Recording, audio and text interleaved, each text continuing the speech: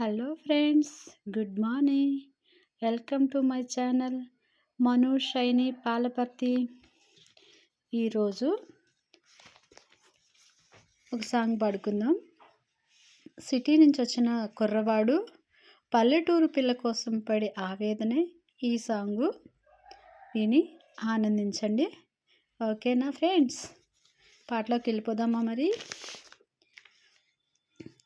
పల్లెటూరి పిల్ల నా వంక కొంచెం చూడే, పల్లెటూరి పిల్ల నా వంక కొంచెం చూడే, నా వంక నీవి చూస్తే నే మైమరచిపోతానే, నా వంక నీవు చూస్తే మైమరచిపోతానే.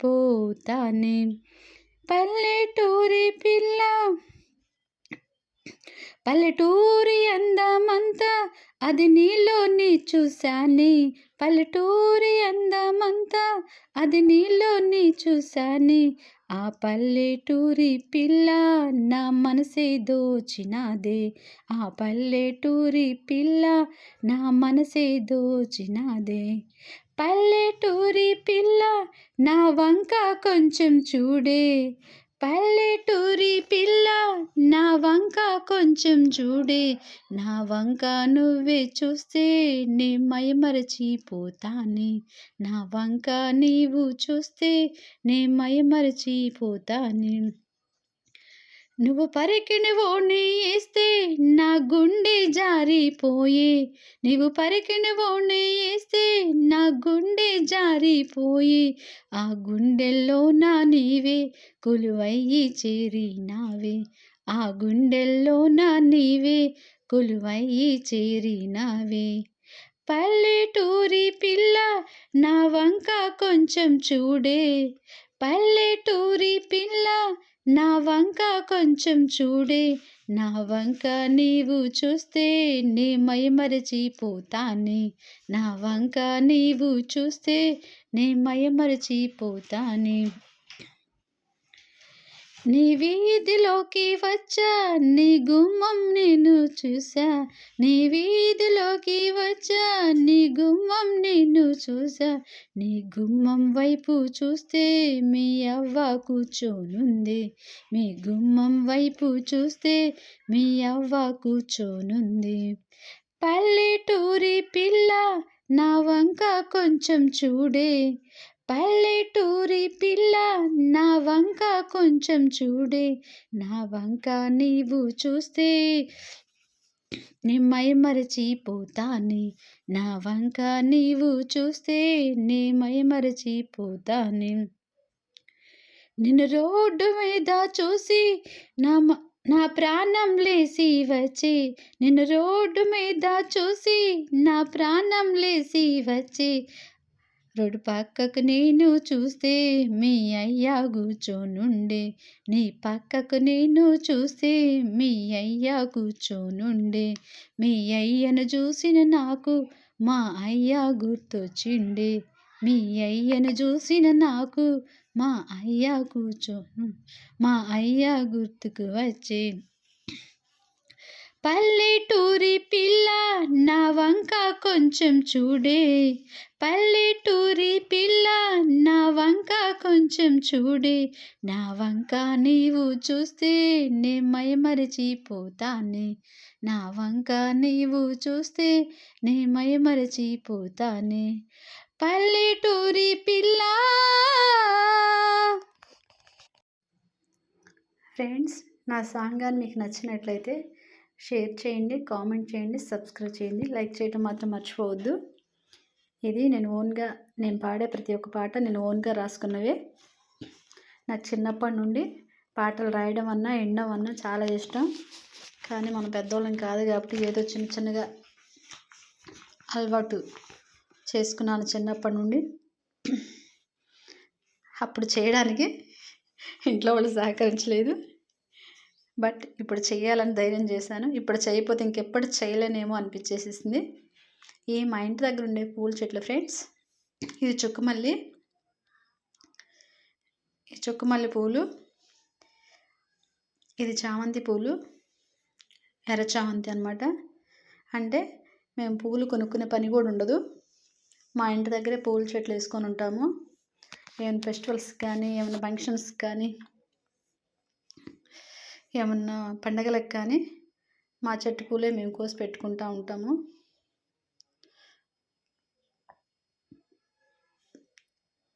ఏదో ఒక సమయంలో ప్రతి ఒక్కటి ఏదో ఒకటి వస్తూనే ఉంటాయి, ఏదో పూలు పూస్తూనే ఉంటాయి. పండగ నెలలో ఎక్కువ చాంచి పూలు ఎక్కువ పూస్తూ ఉంటాయి. మందార పూలు, కనకాంబరాలు ఎప్పుడు పూస్తూనే ఉంటాయి. ఇది రెడ్ చామంతి. ఇది మా ఇంటి దగ్గర ఉన్న చిక్కుడు పూలు, పెద్ద చిక్కుడుకాయ అంటారు కదా, వాటి పూలు అనమాట. చిక్కుడుకాయలు కాస్తూ ఉన్నాయి. లాస్ట్ ఇయర్ ఈ చెట్టు వేసాము, పందిరి పెట్టాము బాగా, కానీ కాయలు ఎక్కువ కోసుకొని వండుకోలేకపోయాము. కొంచెం సమయం కుదిరేది కాదు. ఆ కాయలు వేస్ట్గా పండిపోయినాయి. ఇప్పుడు మాత్రం కాస్తున్నాయి. మళ్ళీ అదే ప్లేస్లో చెట్టు వచ్చింది. ఇది శంఖం పూలు ఫ్రెండ్స్.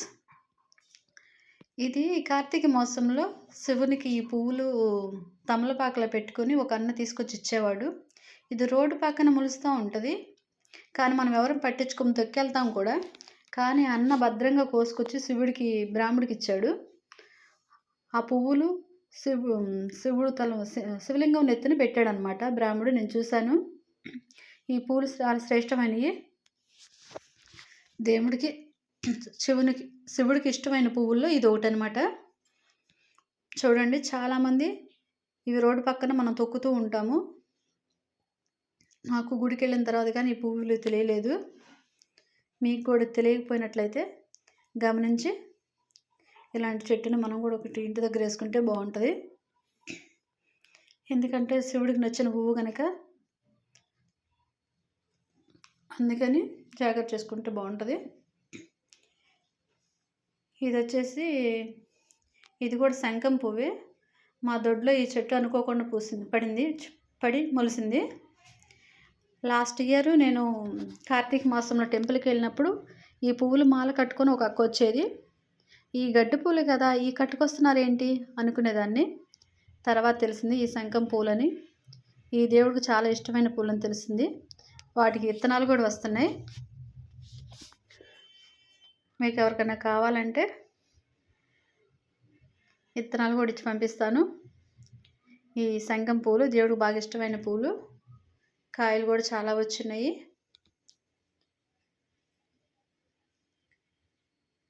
చూడండి ఫ్రెండ్స్, ఎన్ని కాయలు కాసినాయో. ఈ ఎండబెట్టి జాగ్రత్త చేయాలి. దేవుడికి నచ్చిన పువ్వు కనుక జాగ్రత్త చేసుకోవాలి. చాలా బాగుంది కదా చూడడానికి, కలర్ కానీ. ఫస్ట్ నేను గడ్డి పూలు అనుకునేదాన్ని, దేవుడికి ఇష్టమైన పూలు అనమాట. ఇవి మా ఇంటి దగ్గర ఉన్న జామ చెట్లు. పాదులు చూడండి ఎలా నీట్గా చేసుకున్నాను. వాటర్ ఎక్కువ నిలవడానికి ఇట్లా పాదులు చేసుకోవాలి. ఇది ఒక కలర్ కనకాంబరం. దీన్ని అడవి కనకాంబరం అంటారు. లోపల చూడండి రెడ్గా ఉంది. ఇది ఎక్కువసేపు ఉండదు. ఒక 1 డే మాత్రమే ఉంటుంది కనకాంబరం, వెంటనే వాడిపోతుంది. ఇది ఒక జామ చెట్టు. ఇందాక చూపించింది ఒక చెట్టు, ఇది ఒక చెట్టు ఫ్రెండ్స్. వాటికి పాదులు నీట్గా చేసుకుంటాను. ఇది గులాబీ, ఎల్లో కలర్ గులాబీ వేసాను. లాస్ట్ ఇయర్ 10 రకాల గులాబీలు వేసాను. మొత్తం చచ్చిపోయి 2 చెట్లు మాత్రమే మిగిలాయి.